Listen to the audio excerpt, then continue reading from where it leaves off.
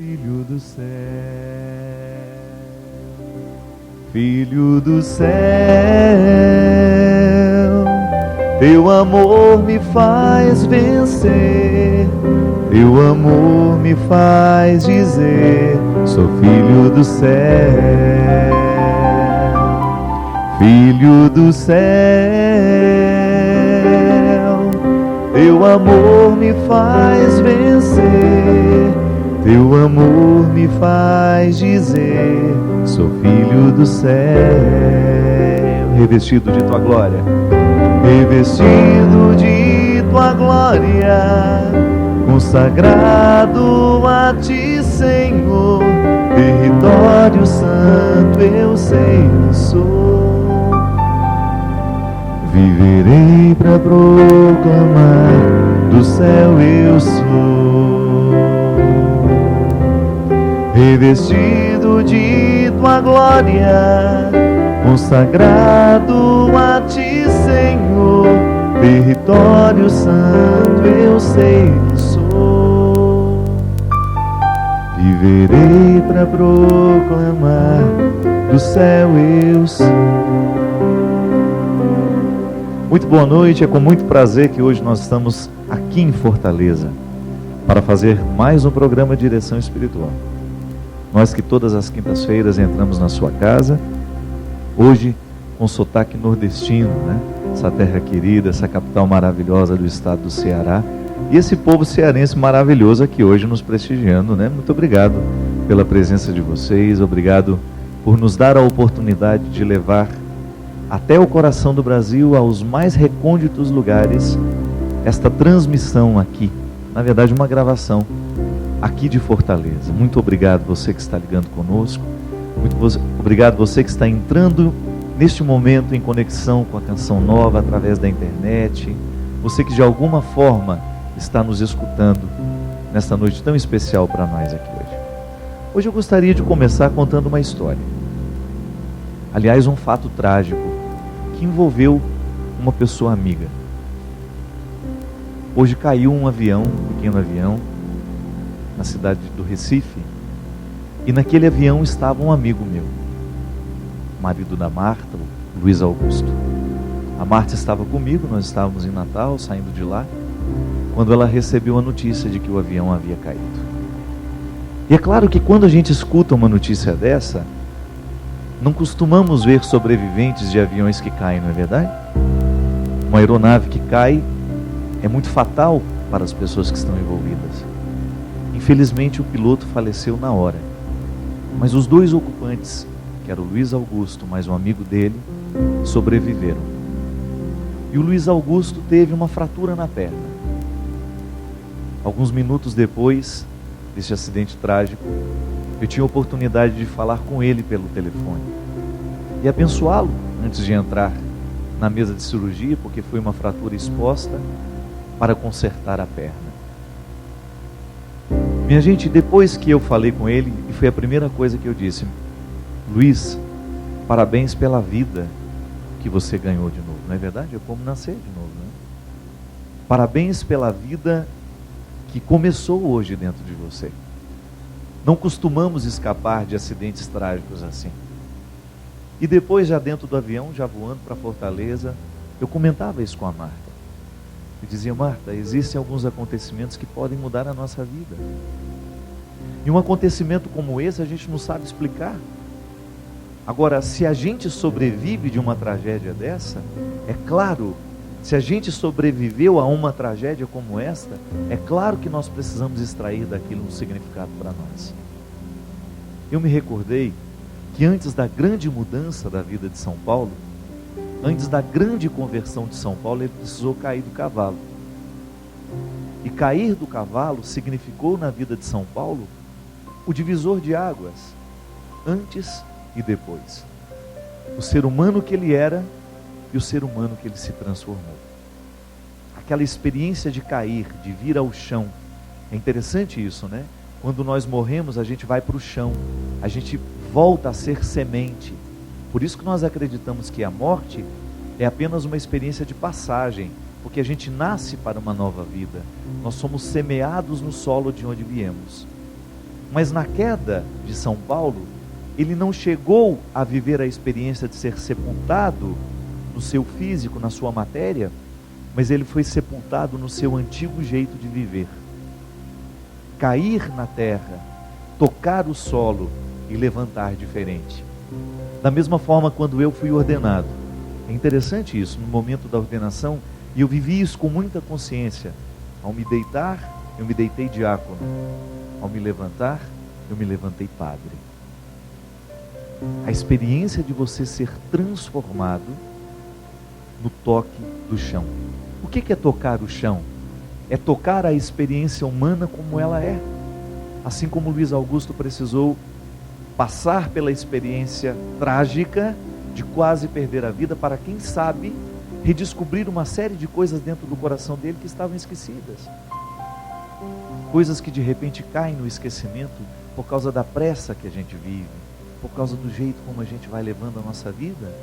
Às vezes Deus precisa dar um tombo em nós, não é verdade? Ou nem é Deus que dá o tombo, Ele aproveita do tombo que a gente levou para nos ensinar alguma coisa. Mas o grande desafio é a gente fazer da experiência da queda um momento de recomeço. É a gente fazer a experiência da queda uma experiência bonita de você redescobrir alguma coisa dentro de você que até então já estava esquecida. Algumas coisas que vão ficando dentro do nosso coração e que de repente a gente deixa de acessar. Pode ser que você não tenha caído nem do cavalo nem do avião, mas pode ser que em algum momento da sua vida você tenha experimentado o risco de você quase perder a vida que você tem. Experiência de livramento, nós dizemos, né? Quando eu fui livre da morte, quando eu consegui sobreviver ao ataque da morte, ao perigo da morte. Ou então, se não foi um perigo físico, os inúmeros perigos que nós passamos ao longo da nossa vida, quando nós somos quase que desafiados a trazer para fora o que a gente tem de mais forte para a gente poder sobreviver. Aquele momento em que a gente é traído, aquele momento em que a gente é enganado, quando as coisas não vão do jeito que deveriam ir, e a gente tem aquela sensação de que nós caímos. Quando nós somos enganados, por exemplo, quando nós somos traídos, nós temos uma sensação de que estamos no chão. Quantas vezes, né, você mesmo usa essa expressão, padre, estou no chão. Não tinha aquela cantora dramática que cantava, meu mundo caiu. E a gente chorava ouvindo aquilo, não é? A experiência de você ver o mundo caído, está no chão. Mas veja bem, o chão é um bonito lugar para se começar a vida. Se você quer frutos saborosos, você tem que jogar a semente no solo. Não basta ficar olhando a semente e dizendo, que árvore bonita você será. Não adianta você ficar contemplando a semente, admirando-a, se você não faz viver o processo da morte que o solo traz. E às vezes, nas quedas que nós sofremos na nossa vida, é o momento ideal para a gente levantar novo. Assim como Luiz Augusto teve a oportunidade de sair de dentro dos destroços daquele avião, vivo, mais vivo do que quando entrou, com certeza. Porque este susto, esta possibilidade de perder a vida, parece que tem o poder de nos acordar, de olhar para os filhos que a gente tem, para as nossas maiores riquezas, para aquilo que verdadeiramente vale a pena a gente viver, a ponto de transformar as nossas perspectivas, minha gente.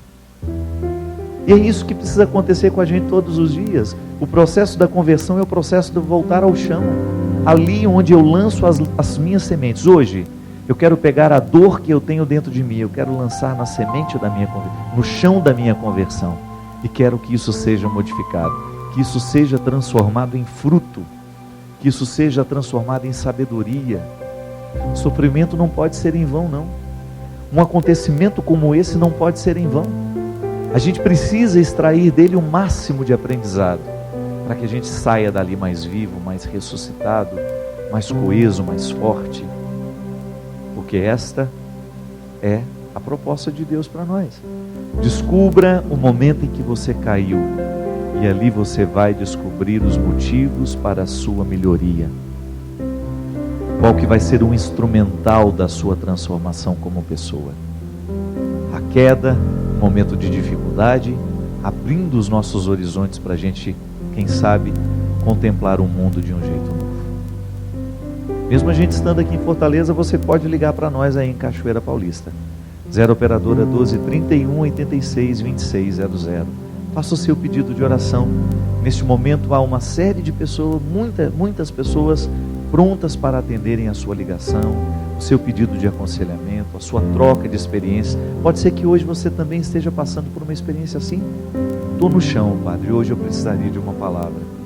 Hoje eu preciso de uma oração. Hoje eu preciso de alguém que me ajude a viver. A Canção Nova é um veículo de comunicação que quer ajudar no processo de ressurreição de todas as pessoas. Obrigado você que está ligado conosco. Esse é o programa Direção Espiritual. Eu sou o Padre Fábio de Mello. E é um prazer imenso, mais uma vez, nós estarmos aqui entrando na sua casa, convidando você a passar esse tempo com a gente e descobrir aqui no que acontece, no que a gente fala, alguma coisa que possa fazer bem ao seu coração. Muito obrigado, meu querido. Como é que é seu nome mesmo? O Alisson. O Alisson está aqui hoje com a gente no programa. Gostaria de começar fazendo um agradecimento, a todas as pessoas que nos ajudaram a realizar essa gravação aqui em Fortaleza. De maneira muito especial, o Centro Brasileiro de Curso, SEBRAC, que está localizado aqui em Fortaleza, na Avenida Bezerra de Menezes, 1034A, lá no bairro São Geraldo. Também Eudes Automóveis, Centro Comercial Eudes Automóveis, que fica na Rua Padre Valdevino, 547, em Aldeota. E as lojas Rabelo, que também nos ajudaram a realizar este programa aqui em Fortaleza. Eu recebi um e-mail interessante, gostaria de começar o programa hoje com ele. Padre Fábio, eu cresci dentro da igreja, apenas estudei em colégios católicos e sempre participei de grupos como o Encontro de Adolescentes, Encontro de Jovens.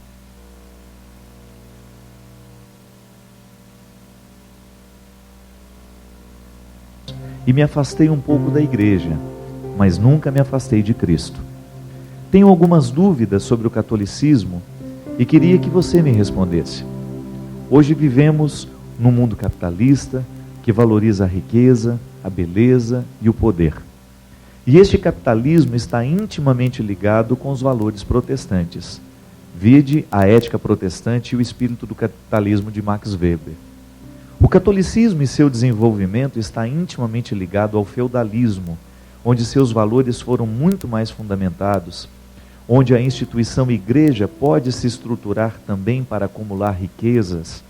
E até hoje vejo resquícios dessa época em nossa cultura católica. Uma vez, padre, ouvi de um outro padre da paróquia onde eu cresci, que a igreja é santa, mas também pecadora. Santa porque tem sua origem em Jesus e Pedro. Pecadora porque é feita por homens e mulheres, como eu e você. Que a igreja erra por ser feita de pessoas filhas de Deus, mas também de santos. Considerando estes pontos acima e a minha experiência dentro da igreja e de vida, me pergunto sobre certos valores que eu cresci ouvindo e que hoje tenho dúvidas. Valores não relativos ao amor, à doação, ao próximo ou a Deus, mas valores relativos ao trabalho, às penitências, às culpas. O catolicismo é muito mais ligado ao humanismo que à racionalidade. Sempre estudei muito e às vezes me pego me punindo por ter estudado bem, por ter um emprego bom, uma família feliz, saudável. Parece que não faz parte da minha cultura. Parece que para eu estar perto de Deus eu devo procurar a pobreza, me penitenciar, abdicar do estudo para viver uma vida apenas espiritual. Parece que estou cometendo um crime quando estou trabalhando e produzindo para a empresa na qual eu trabalho, ou querendo resultados capitalistas. Como disse, acho que isso está muito ligado às minhas raízes católicas. A sociedade nos cobra uma coisa, mas a igreja nos cobra outra. Queria que você desenvolvesse essa relação que vivemos hoje com o mundo capitalista, padre, e sobre isso refletisse. Como ser católico e viver no mundo capitalista e, ao mesmo tempo, administrando valores cristãos que são tão diferentes? Atenciosamente, Andressa. Alguém quer responder aqui? Alguém aqui já viveu isso na carne também, esse conflito? Já? É muito comum isso, né?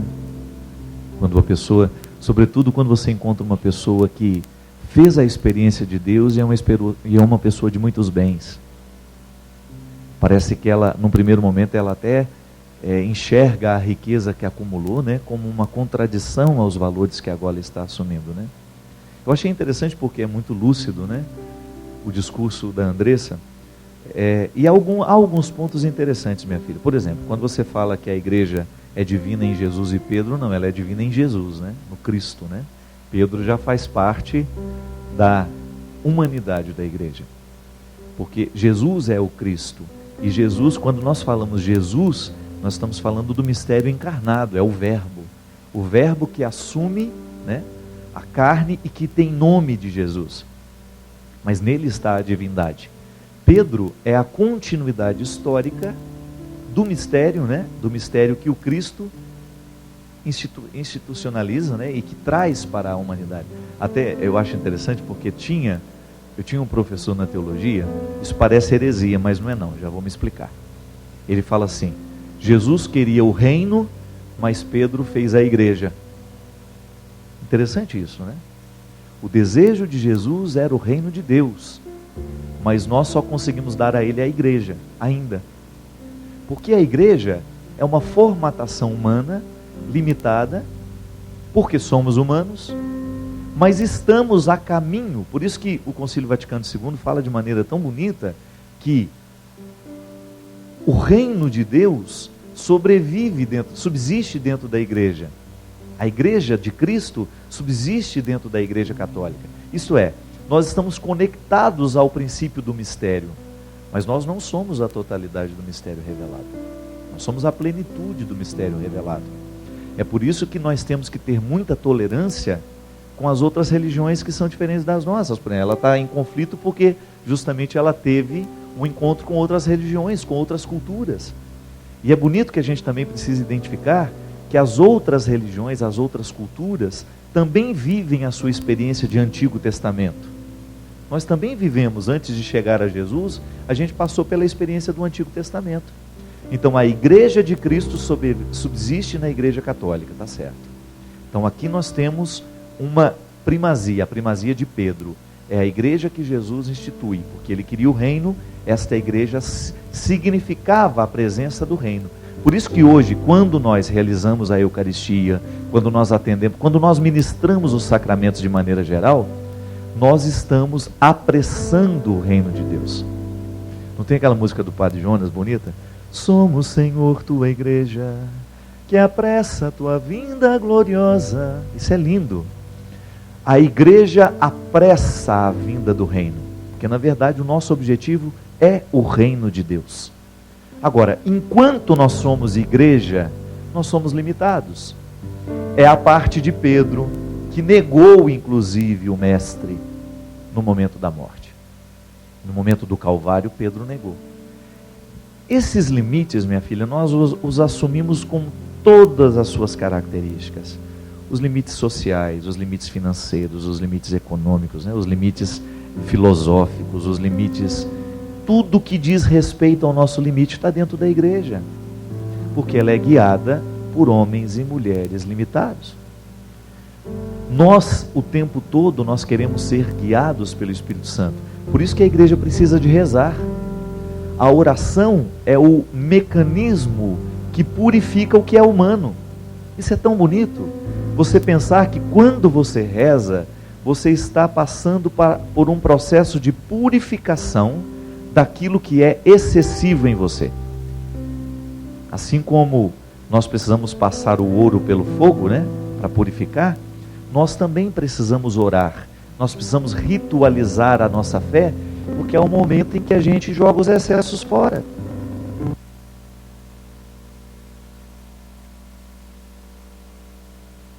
É para a gente tomar contato com a nossa fraqueza e superá-la em Deus.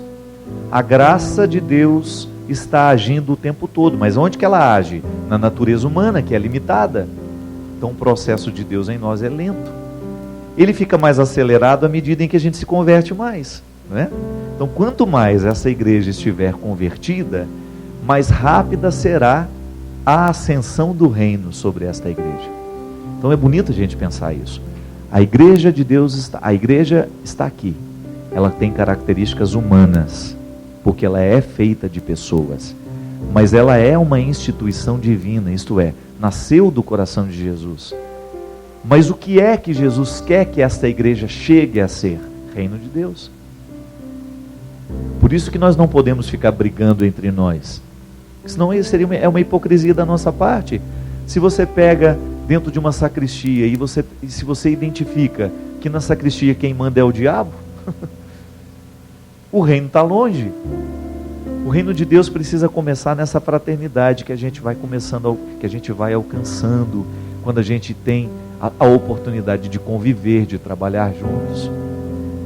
Agora, minha filha, quando você trabalha isso na sua vida e você se descobre incoerente, faz o seguinte: descubra um jeito de viver o seu trabalho, a sua riqueza, a partir dos valores cristãos. Não é nenhum pecado ser rico, não é pecado ser rico. Pecado é ser sovino, né? Não querer dividir o que se tem.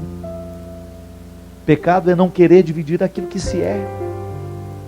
Então, se você tem influências sociais, faça de tudo para realizar um trabalho bonito na sociedade que você vive. Não seja aquela madame fútil, por exemplo, né? A gente encontra tanta madame fútil que a única preocupação que ela tem é o último pó que saiu para aquilo, o último creme para esticar a ruga, né? Ou o cabeleireiro, a última tinta. Não seja uma madame fútil, porque essa futilidade, ela não permite que você viva o que há de mais bonito no seu coração. Volto a dizer, Deus entra na nossa vida para purificar os nossos excessos. Então você tem todo o direito de ser uma madame, uma mulher bonita, bem arrumada, que você tem condições para isso, mas ao mesmo tempo você tem sensibilidade para viver com simplicidade, para dividir o que você é e o que você tem com as pessoas que você conhece. Aliás, eu acho que uma pessoa só é fina à medida em que ela é educada também, né? À medida em que ela sabe acolher as pessoas que estão próximas, em que ela não está em cima do salto olhando todo mundo de longe e achando que ela é melhor que todo mundo. Não. Eu acho que, eu fico vendo isso no trabalho que a gente realiza, né? Quanto mais influente a gente vai ficando sobre uma sociedade, maior é a responsabilidade que a gente tem de agir socialmente, gente. Unir eu estava falando isso essa semana passada com o pessoal lá do meu escritório. Quanto mais fica conhecida a nossa música, quanto mais reconhecimento tem o nosso trabalho, maior é a nossa responsabilidade de unir o nosso nome, o nosso dinheiro, aquilo que rende do nosso trabalho, com as necessidades que estão aí do nosso lado. As instituições de caridade, aquelas realidades que precisam materialmente e espiritualmente de nós. Tão bonito a gente unir, né, as nossas forças para a gente poder fazer bem àqueles que precisam de nós. Isso é apressar o reino, isso é viver a graça da igreja. E isso é você purificar. Não tem que se sentir culpado por você ter mais condições. Não, pelo amor de Deus. Quem dera todo mundo tivesse as mesmas oportunidades que você, Andressa. Agora, não permita que a lógica do capitalismo venha lhe retirar a sua capacidade de ser boa, a sua capacidade de ser sensível, porque o grande problema do capitalismo é que, em nome da produção e da venda, se passa por cima de todo mundo. Desvaloriza-se a pessoa para valorizar o dinheiro. Pobre não tem valor dentro do contexto capitalista, porque ele é apenas um instrumental para chegar lá. Quantas pessoas escravizadas nos seus mecanismos de trabalho, justamente porque tem patrões que não pensam no bem do outro, só quer usar o outro como um mecanismo para alcançar dinheiro, poder. É contra isso que nós precisamos trabalhar. Mas não significa que agora nós vamos ter que fazer o mundo ficar pobre. Não, não é isso não. A pobreza que a vida religiosa propõe, que a vida sacerdotal propõe, é muito mais do que pobreza material. É a capacidade de acolher aquele que chega. E, por exemplo, quantas congregações são riquíssimas? O grande pecado que essas congregações podem realizar é justamente no momento em que elas se fecham na riqueza que têm e não fazem nada pelos pobres. Não é verdade? Quando você percebe que o dinheiro é administrado para ficar rendendo isso, aquilo, papapá, mas não existe nenhum comprometimento social com a sociedade. Não. Isso nós não podemos admitir. E é aqui que a gente tem que entrar. Não tem que fazer a crítica das congregações, da igreja, não. Tem que fazer a crítica a partir de mim. Eu sou Padre Fábio, eu tenho um trabalho, eu luto no meu dia a dia, eu trabalho para sobreviver, sou eu que pago as minhas contas, eu sobrevivo daquilo que eu faço. Mas e agora? Como é que eu administro o que rende do trabalho que eu realizo? Eu estou sendo capitalista?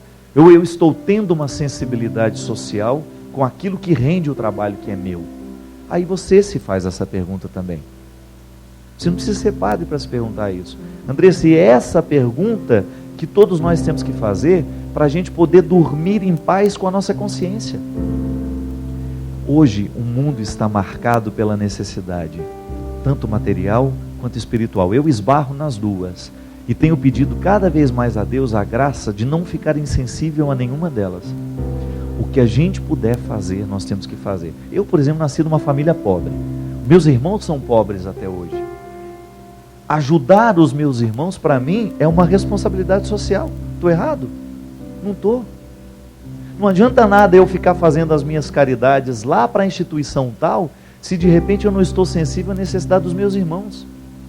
Isto é uma responsabilidade que se impõe ao meu coração sempre. Quando eu precisei assumir uma nova postura de vida, justamente por causa disso, precisava cuidar da minha mãe. É uma responsabilidade social que eu tenho. Mas isso não me fecha no meu mundo com as minhas necessidades, não.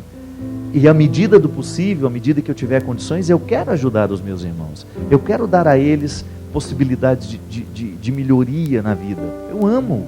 São pessoas que são importantes para mim. A mesma coisa você, Andressa. Será que você vive aquilo que Deus lhe dá somente para você, ou você está tendo sensibilidade para perceber as pessoas que estão do nosso lado?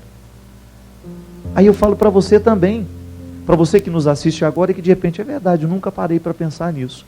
Não é problema você ter o fruto do seu trabalho. Se o seu trabalho lhe rendeu muito, se a sua profissão lhe deu muito dinheiro, não é nenhum problema. O problema é o que você faz com o que a sua profissão lhe deu, com o que o seu cargo lhe deu. É tão triste, minha gente, quando você percebe que uma pessoa, ela assume um posto de poder e ela vai tratando as pessoas mal por causa disso.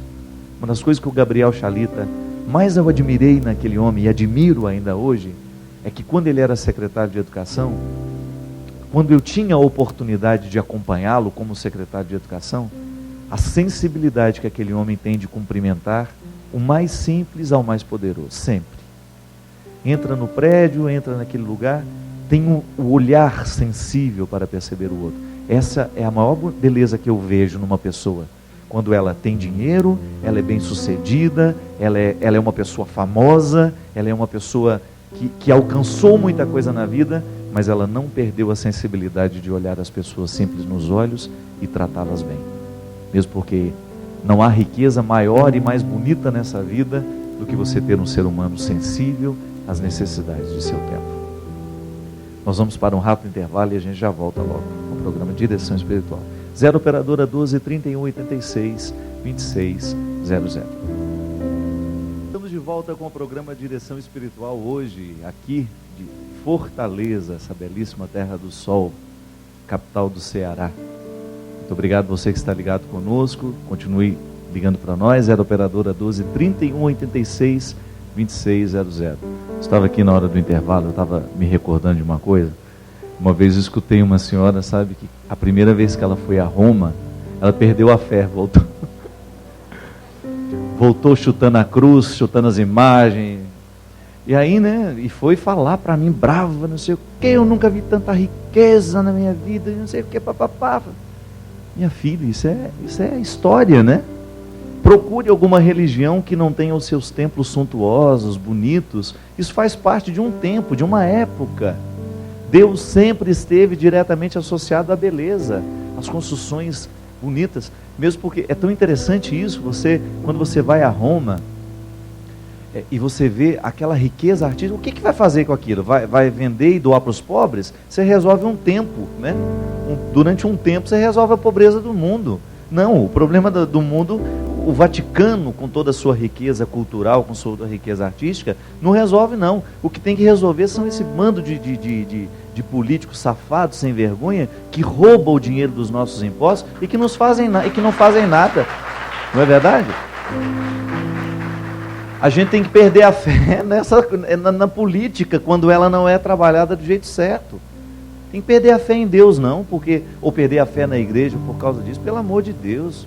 Se você vê, eu particularmente, eu não tenho nenhum problema com isso, eu vejo aquelas construções. Agora, claro, quando você vê que está usurpando o pobre, aí não, pelo amor de Deus. Eu particularmente, gente, eu tenho pavor quando eu percebo que uma religião, que o discurso religioso está para usurpar a pessoa. Outro dia estava um amigo meu falou, padre, outro dia flagrei uma situação no interior, que tinha um rapaz gravando uma coisa num estúdio de gravação, e ele falando assim, eu sou o padre não sei o que, papapá, e fazendo uma oração assim gravada, e ele gravava várias vezes aquilo, e ele dava o número de uma conta, para a pessoa ajudar a manter o programa no ar. Só que ninguém nunca via a cara daquele programa. Aí, gente, ele terminou de gravar os programas do padre, que ele dizia ser, ele começou a gravar o programa de um pai de santo, fazendo um discurso direcionado àqueles que são do candomblé, aquela coisa toda, e dando o mesmo número de conta. A mesma conta para o padre era a mesma para o pai de santo. Agora veja bem, o discurso religioso, ele mexe muito com as pessoas e infelizmente às vezes as pessoas confiam tanto, não é verdade? Isso é o verdadeiro diabólico, isso para mim é diabólico, quando você percebe que alguma coisa está sendo feita não para o bem do outro, mas por causa do dinheiro que eu vou arrancar do outro. Pelo amor de Deus. Uma das coisas que eu mais admiro aqui na Canção Nova, e eu dou esse testemunho sempre, é que tudo que se realiza aqui dentro, tudo que você ajuda, tudo que eu ajudo, que nós fazemos para manter a Canção Nova no ar, é revertido para a evangelização. Eu nunca vi um dinheiro aqui ser gasto com luxo, com alguma coisa que não fosse o objetivo da evangelização. Por isso que eu faço a minha parte. Às vezes as pessoas não sabem, mas, por exemplo, tudo que a gente realiza nos acampamentos, nas pregações, isso que é comercializado, retorna para a Canção Nova. Então, cada vez que você tem um acampamento, aquele pregador fez a sua doação para a Canção Nova, doou a sua pregação para que ela pudesse ser comercializada, para que isso possa reverter. Está vendo como a ação, a palavra pregada, ela reverte até mesmo para a manutenção da obra? Aí tem gente que fala, outro dia uma pessoa estava me entrevistando lá no Rio de Janeiro, como é que é essa história agora de padre gravar CD? Estava falando sobretudo por causa do padre Marcelo Rossi, né? Que ele é um dos homens mais vendidos da história, né?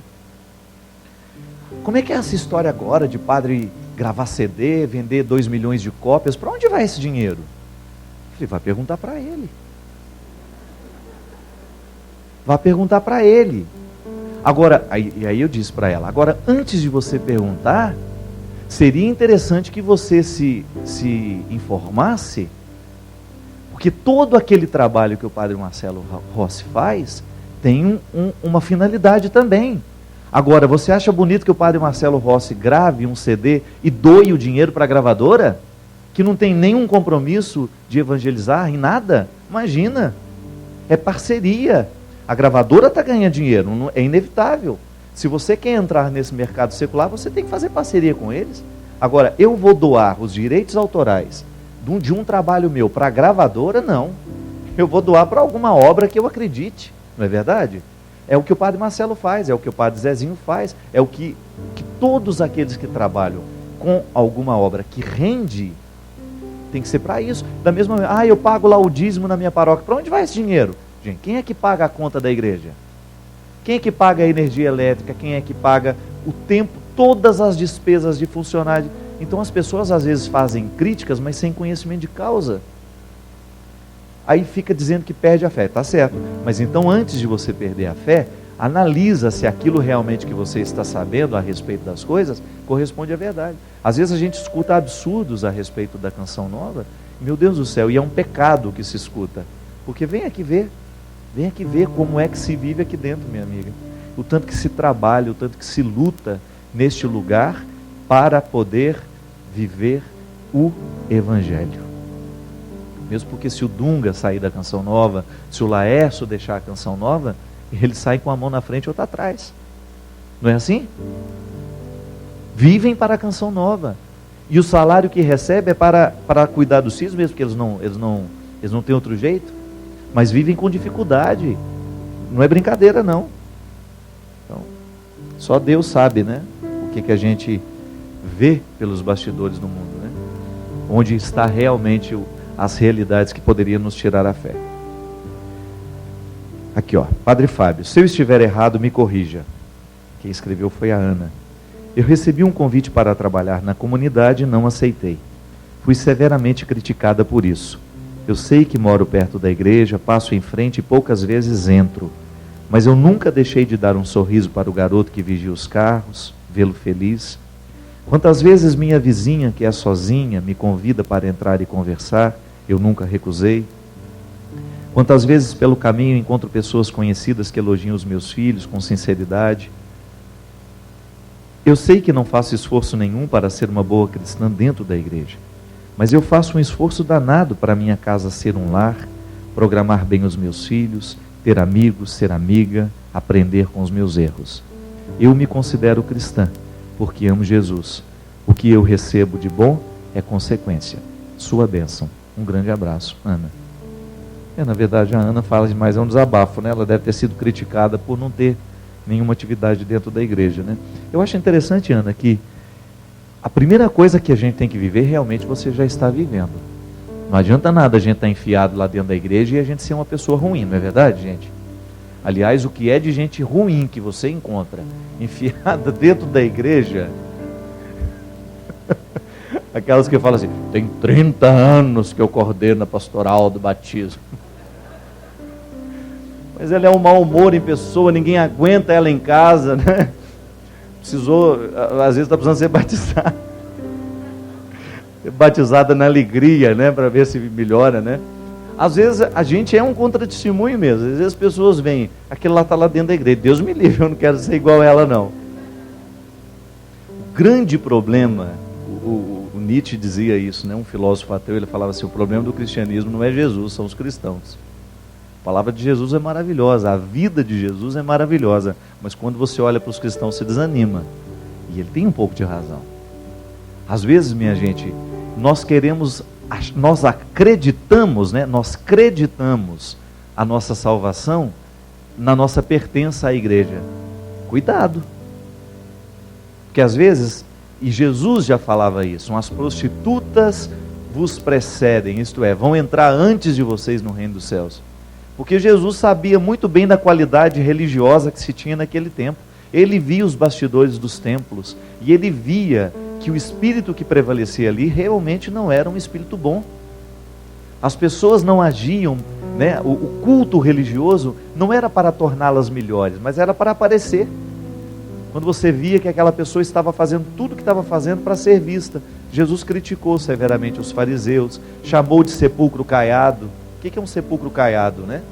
A gente sabe direitinho, é aquela cova feia que só passou uma de mão de cal. Tá tudo podre ali dentro, mas por fora a gente faz bonitinho, aquele mármore, aquela coisa toda. Mas vai abrir lá para você ver que tristeza que é.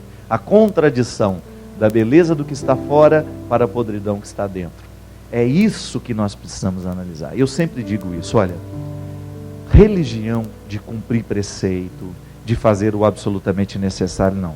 Agora, Ana, pode ser que desta sua experiência de bondade nós estejamos necessitados.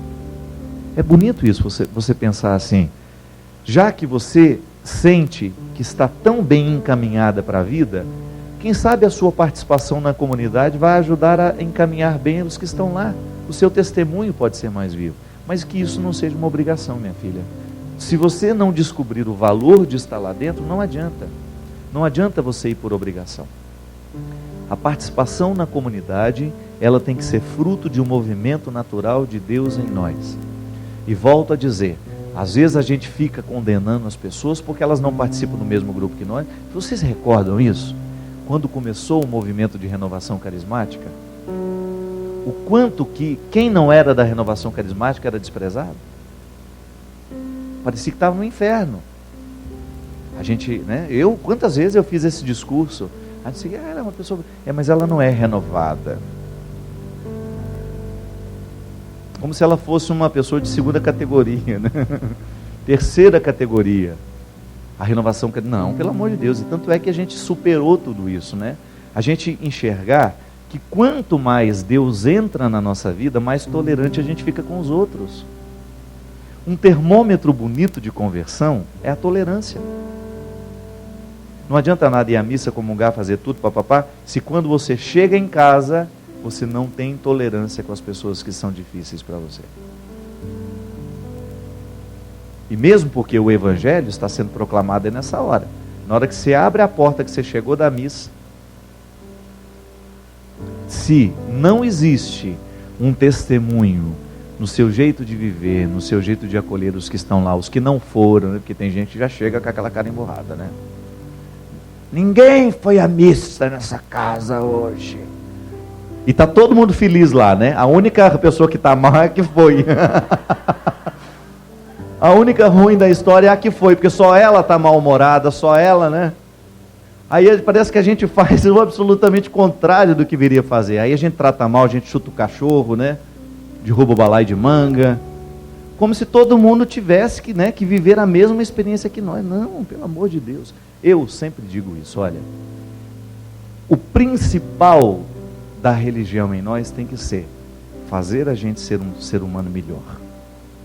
Isso não é reduzir a religião ao contexto do humano, não. Mesmo que a gente só pode ser melhor quando nós vivemos a vida na graça. Fora da graça a gente só é desgraça, não é? A gente vira uma desgraça se a gente não está na graça. Então a minha experiência com Jesus, ela me faz ser melhor.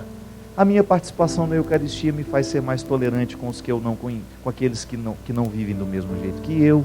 E assim eu vou aproximando as pessoas de mim, gente. Eu não posso entender que uma pessoa seja religiosa, literalmente falando, o bom sentido da palavra. Religioso é aquele que liga, que religa, que traz para perto. Agora, se eu sou um religioso, se eu espanto todo mundo, alguma coisa está errada comigo. É igual freira, que a gente tem medo de freira, né? Todo mundo tem medo, um pouco de medo de freira. Claro que tem muita freira, irmãs religiosas. Eu, particularmente, tenho experiências muito positivas com irmãs. Mas existem pessoas que têm pavor, sabe por quê? Por causa daquela época de estudar.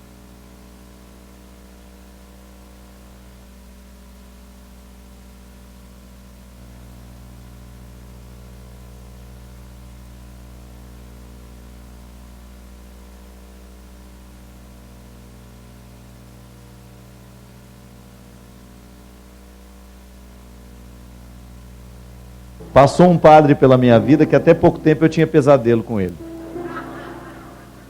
Do tanto que o homem era bravo. Sabe quando você sonha que ele está chegando perto e você acorda naquele desespero já querendo, né? Então, existem pessoas que têm o dom de nos afastar. E engraçado que na verdade elas são frágeis, né? Durante muito tempo o modelo de padre foi baseado assim. Quanto mais respeito a gente tivesse dele, menos a gente via que ele era pecador. Então ele queria assim, né? Queria parecer o bom na história. Hoje não, acabou isso. O verdadeiro líder religioso é aquele que traz para perto, é aquele que inspira confiança. Já contei para vocês a história do Padre Léo? O Padre Léo, uma vez, ele atendia lá no Colégio São Luís, né? Lá em Brusque. Eu vi o Padre Léo começar esse sucesso todo dele. E aí eu era frater lá, aí ele me encontrou rindo, né? Falei, você não sabe o que me aconteceu hoje aqui. Eu falei, o que foi? Essa zanta dessas mulheres que mandam os filhos confessar, obrigado. Acha que a gente vai resolver o problema delas. Eu falei, o que aconteceu, Léo? Não, eu estava entrando ali, aí vi um rapaz sentado lá e me chamou a atenção, ele sentado no meio fio ali perto do colégio. Eu perguntei, meu filho, o que você está fazendo aí?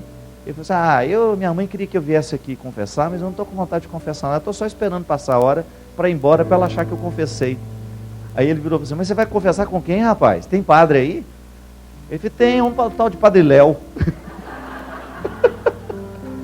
Aí o Léo falou assim, aí o Léo achou interessante, aí o Léo sentou do lado dele. E isso, gente, lá perto da sala onde o Léo estava atendendo, estava uma fila de dobrar quarteirão, esperando por ele. E era logo depois do almoço, ele sentou. Mas esse Padre Léo atende aí? Diz que ele é diretor desse colégio aí. E aí ele falou assim: eu também não gosto desse trem de confessar, não. Eu nunca dei certo com esse trem. Ele falando pro menino, né, pro rapaz. Acho uma bobageira esse trem de ficar falando um pecado papado. E aí conversa vai, começa. Mas o que você queria falar para ele, rapaz, que você está tão preocupado? Eu queria falar para ele os trem aí. E aí contou tudo que ele queria falar pro pai.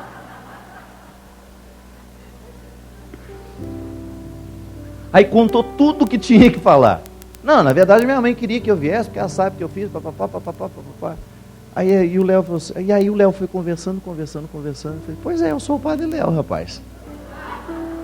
Aí ele levou aquele susto, e nisso sorriu, né, e já estava religado. Tá vendo a experiência religiosa, como que é? A experiência religiosa é essa que nos traz para perto, que nos dá coragem de contar o que a gente tem de pior. Isso é que é bonito. A experiência religiosa nos une em 2 pontos: no que a gente tem de mais bonito e no que a gente tem de mais feio. E não precisa ser padre para fazer isso na sua vida não, viu? Às vezes você tem amigos que cumprem o papel de serem religiosos na sua vida, porque eles lhe encorajam para você trazer para fora o que você tem de pior. Ou lhe encorajam para trazer para fora o que você tem de melhor. Aquela experiência de quebrar os paradigmas, né? Porque ele poderia muito bem falar, ele poderia passar direto: não, eu só atendo confissão dentro da minha sala, você vai ter que agendar um horário comigo. Ele nunca mais volta. Nunca mais volta. Agora, se a gente quebra o protocolo para aproximar, isso é uma experiência. É o que Jesus fazia, minha gente. Eu pergunto para vocês: Jesus tinha algum protocolo ao lidar com as pessoas? Não tinha. Liga para a minha secretária, passe um e-mail que eu vou ver o que eu posso fazer para você. Não. Era a experiência de encontrar. É aquela experiência de você estabelecer o vínculo que pode. E de você fazer o bem que você pode. É bonito você pensar isso. Eu penso isso também. Você descobrir que a sua atitude pode ser religiosa o tempo todo.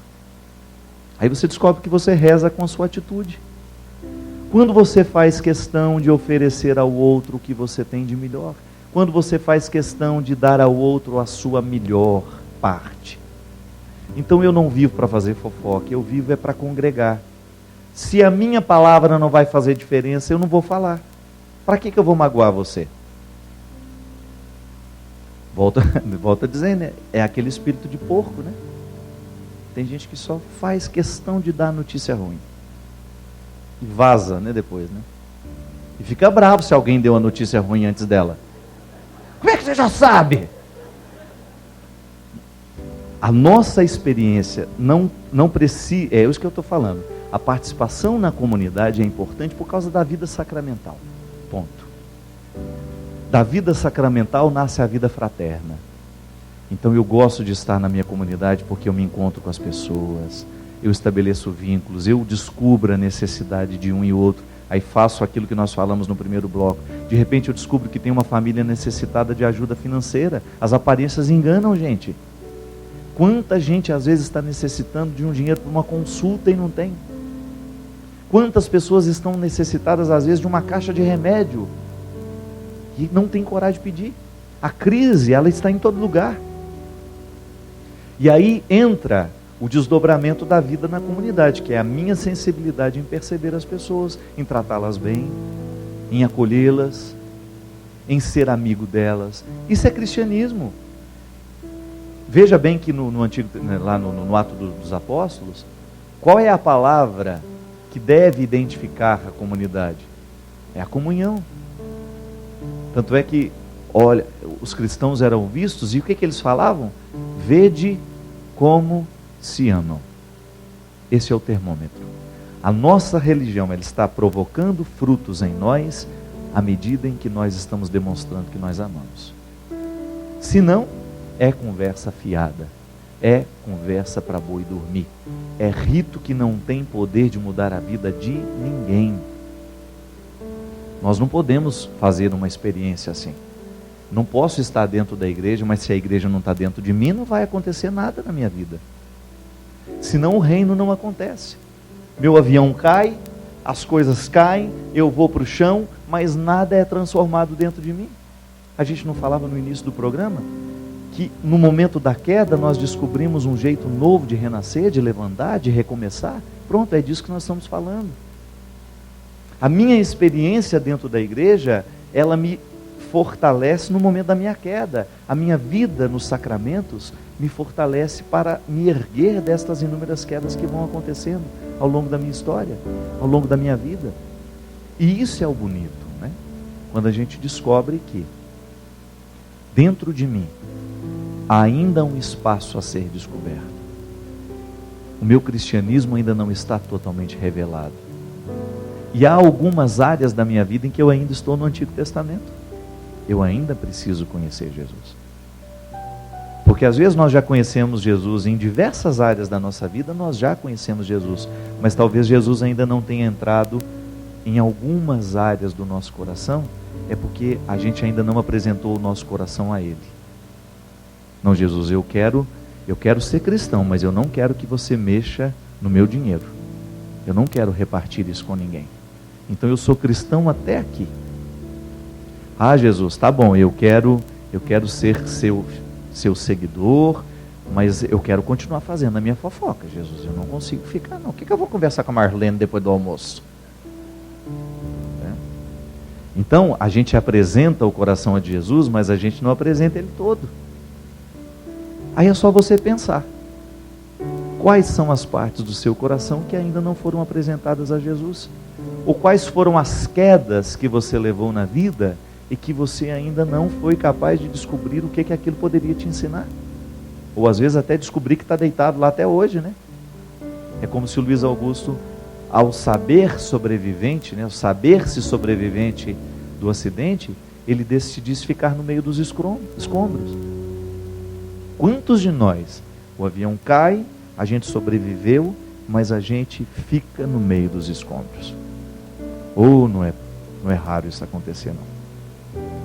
Quantas vezes você descobre que você está no meio de escombros, porque você ainda não teve coragem de assumir que você sobreviveu? Preferiu ficar meio morto. Preferiu fazer a experiência de não ir adiante. Fica lá, precisando de ajuda o tempo todo, sendo vítima o tempo todo. Alguém tem que levar as coisas para você, porque você está no meio dos escombros, não tem coragem de sair. Não, pelo amor de Deus. Depois da tragédia é hora de recolher o que sobrou. Depois do acidente é hora de recomeçar a vida. Se nós sobrevivemos, se nós estamos na experiência favorável de poder continuar, não percamos tempo.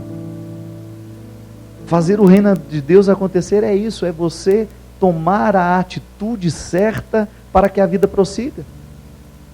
Não temos o direito de ficar parado, não temos o direito de ficar lamentando, meu avião caiu, e agora? E olha para um lado, e olha para o outro, e olha para um lado, e olha para o outro. Estado de vítima é isso, né? Aliás, eu quero agradecer, nós com aquela estratégia de comprar. Lembra que eu falava isso? Nós precisamos começar a comprar os nossos livros nas grandes redes de livraria do país. Lembra que eu falava? Viram o resultado na semana passada? 2 livros na lista dos mais vendidos da Veja, 1 da Canção Nova. Vitória de vocês. Fiquei feliz demais, porque o Quem Me Roubou de Mim entrou na semana passada, se manteve nessa semana, e se a gente continuar fazendo essa experiência, a gente vai fazer essas livrarias ter os nossos produtos lá, que antes eles não queriam ter. Bom, mas agora na hora que apareceu na lista da Veja, né? Então fica com o reconhecimento. E naquele livro, Quem Me Roubou de Mim, eu falo do espírito de vítima. Existem alguns sequestros, né, da subjetividade, dos afetos, que faz a gente virar vítima. O que é a vítima, gente? A vítima é alguém cujas fraquezas nós podemos explorar. Aquele que viveu a queda e que está no meio dos escombros vive a condição de vítima. Vítima não dá conta da vida, ela vai ser sempre uma coitadinha. Olhem para mim, tenham pena de mim, eu não consigo viver, eu não estou dando conta da minha vida está difícil demais. Mas aí você precisa descobrir que este estado de vítima, ele é alimentado por você mesmo. Pare de falar. Primeira coisa que a gente tem que parar, que a gente tem que mudar é o discurso. Eu não estou dando conta, eu não sei, não, para de falar isso.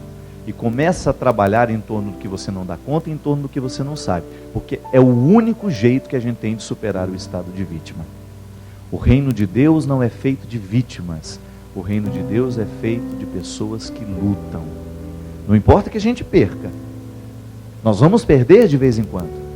Mas o mais importante é a gente não desistir de lutar. É a gente ir adiante. É a gente abrir as fronteiras, demarcar o nosso território e dizer, eu não desisto. Assim como Luiz Augusto teve a bonita experiência de sair vivo dos escombros de um avião que caiu. Nós também podemos fazer. Pode ser que seu aviãozinho esteja também perigando de cair. Levante desse solo. Pode ser que o seu aviãozinho já esteja no solo. Pode ser que a sua vida já esteja nesta experiência. Você está precisando sair dali. Saia do meio dos escombros. Redescubra o valor de viver e de ser feliz. Muito obrigado, minha gente. Obrigado ao Estado do Ceará, povo de Fortaleza. Lembrando que a canção nova, você que é de Fortaleza, se você ainda não conhece, vai conhecer a nossa casa. Lá na rua General Tertuliano, 452, Potiguara. É o nome do bairro? Potiguara é o quê? É a rua? Então é um cruzamento com a Potiguara. Não, então eu não sei o que é isso não. Vai lá na rua General Tertuliano, 452, ponto. Ah, Tertuliano Potiguara. É o sobrenome do Tertuliano, gente. É verdade. Vai lá conhecer a canção nova, vai fazer essa experiência. Quem sabe você descubra, né?